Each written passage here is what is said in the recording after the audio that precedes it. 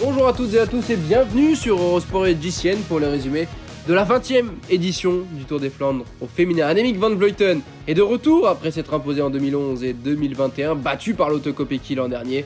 Mais cette fois-ci, la championne du monde de l'équipe Movistar revient avec ce paletot irisé et elle entend bien s'imposer du côté d'Oudenaarde.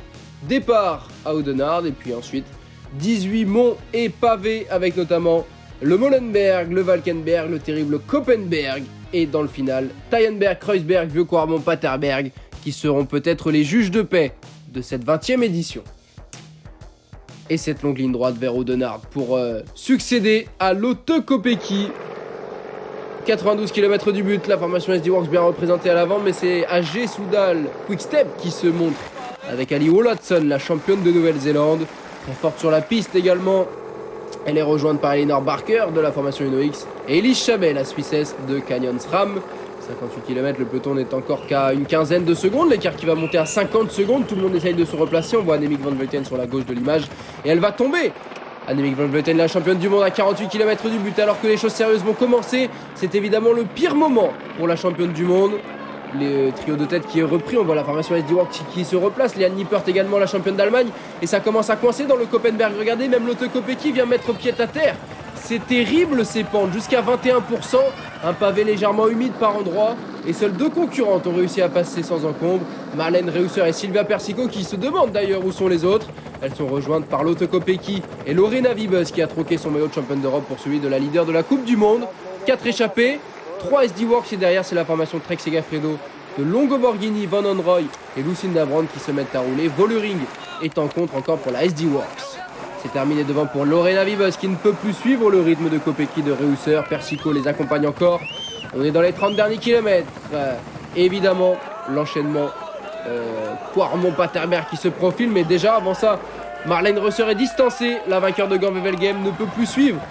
Et dans le groupe de contre, on en retrouve 7 concurrentes. Van Onroy, Longo Borghini, Juliette Labousse est bien présente pour la formation DSM, la tricolore. Le Vieux-Quarmont, 2200 mètres de pavé, 4% de moyenne, 11,6 de pente maximale. Et l'Otto Kopecky qui s'envole. Elle laisse Silvia Persico sur place. Et la Wout van Aert au féminin qui se dirige vers un deuxième succès consécutif sur les routes du Tour des Flandres. Ce n'était plus arrivé depuis 2005-2006 et le doublé de Myriam Melkers. L'Otto Kopecky qui attaque le Paterberg, cette dernière difficulté qui va la mener ensuite vers Oudenaarde. Silvia Persico toujours en contre, mais l'écart se réduit avec le groupe de contre. Shirin Van Onroy, Kasia Niewiadoma, Demi Vollering sont là. Van Onroy impressionnante encore une fois. La jeune cyclocross-woman, Marlene Reusser un petit peu plus loin qui va tenter de revenir sur ce quatuor. Avec Persico qui fait également un très beau Tour des Flandres. L'écart qui est presque à la minute, 5 km. Anna van der Breggen, ancienne championne du monde, ancienne vainqueur de cette épreuve dans la voiture pour coacher l'Otto Kopecky qui va aller chercher le succès, le doublé pour la Belge. L'an dernier c'était avec le maillot de championne nationale. Cette année ce sera avec le maillot traditionnel de la SD Works. Et derrière les places sur le podium qui vont être disputées par le groupe de contre avec Marlene Reusser qui a lancé le sprint. Longo Borghini qui va sprinter face à Vollering, face à Niewiadoma et Persico. Et ce sera le doublé pour la formation SD Works. Demi Vollering qui savoure devant Longo Borghini, Persico, les deux italiennes. Kasia Niewiadoma 5e et la très jolie 6e place de Juliette Labousse devant Marlene Reusser. Shirin Van Onroy prend la 8e place. Tout ce petit monde à 40 secondes environ. Puis ensuite le peloton qui sera à plus de 3 minutes 30. On va voir le classement juste après. Le voici avec Anna Anderson 9e à 2 minutes 40. Arlenis Sierra pour la Movistar à 3 minutes 38. On retrouve Lucinda Brand 12e. Lorena Wiebes 14e devant Marianne Vos. Margot Vigy, la française 21e.